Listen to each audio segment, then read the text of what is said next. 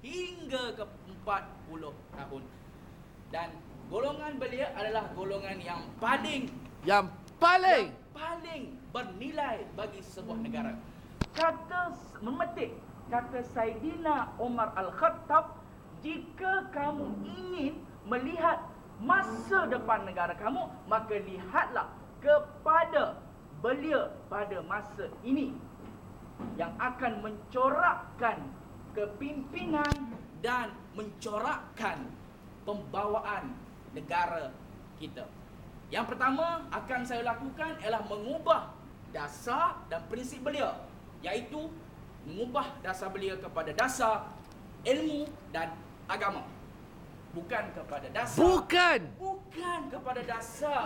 hiburan semata-mata seperti mana yang telah dilakukan oleh kerajaan kita pada hari ini. Kerajaan kita dan juga menteri belia dan sukan yang sebelum ini.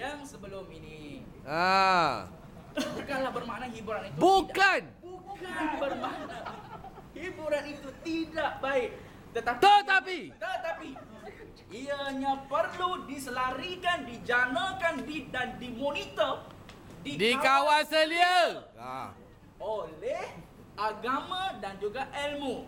Yang kedua, ini adalah kerana pada masa kini belia pada hari ini kurang mendapat tumpuan dan juga mendapat penjanaan dari segi sumber. Kita katakan dengan izin human capital ataupun modal insan yang berpaksikan, yang pertama ilmu dan yang kedua adalah agama. Akibatnya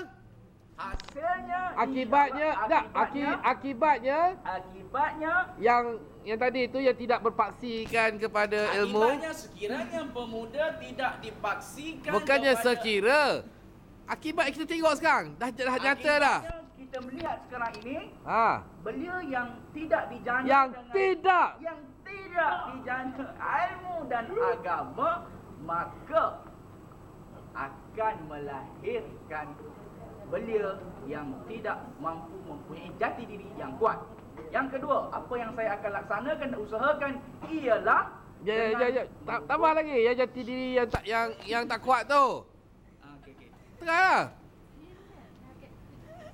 Tambah lagi. Bagi contoh, jangan jadi contoh jati diri. Contoh belia yang tiada jati diri yang kuat. Contoh belia yang tiada jati diri yang kuat ialah belia yang sentiasa inginkan kepada hidup yang bersumberkan kepada hedonisme, iaitu prinsip hidup berdasarkan kepada hiburan semata-mata dan materialistik semata-mata. Okey. Yang kedua, sekiranya saya menjadi Menteri Belia dan Sukan, saya akan melaksanakan institusi kepimpinan belia.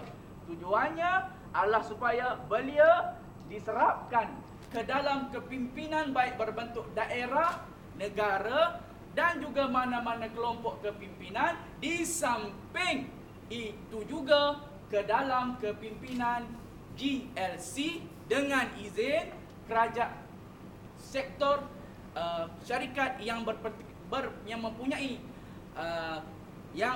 kepentingan dalam kerajaan, iaitu government link company ataupun syarikat-syarikat yang mempunyai usaha sama ataupun berkepentingan dalam kerajaan. Supaya mereka dapat menjana hasil negara, dapat menjana kepimpinan yang baik, transparan yang lebih, yang belia dapat melahirkan GLC yang lebih gah di mata dunia. Contohnya seperti Sime Darby dan juga Guthrie. Yang ketiga, ini adalah kerana masa kini.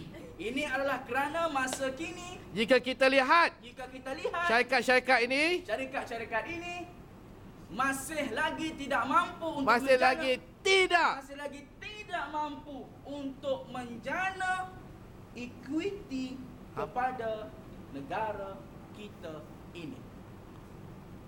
Dan yang ketiga, ini adalah